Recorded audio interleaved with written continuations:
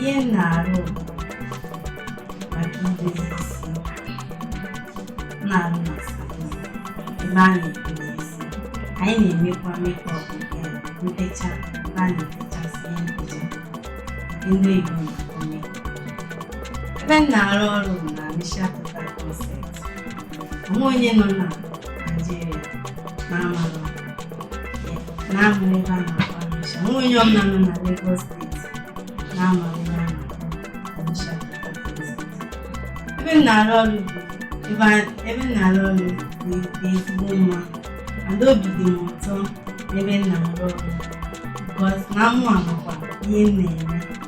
Ihe dị na ọrụ isi ọ bụrụ na ịma ihe ị na-eme, mgbe ị na-arụ ọrụ obi ga na-atọ gị ahụrụ ahụ, and ndị na-arụrụ ọrụ like customers obi na-atọkwa ha ụtọ na emechaa ihe ị na-eme iji gosi na mụ onwe m makwa ihe ị na-eme.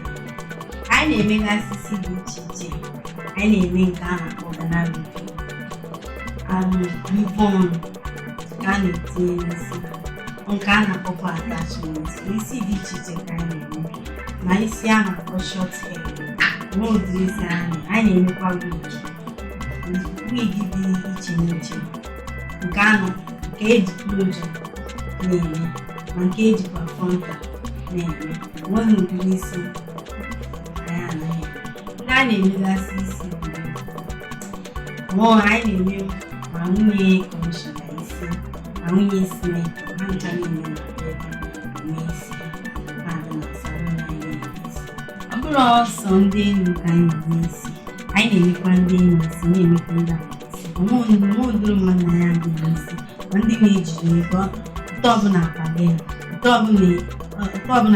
ha ga-agwa anyị ụdịrị isi anyị na-ego.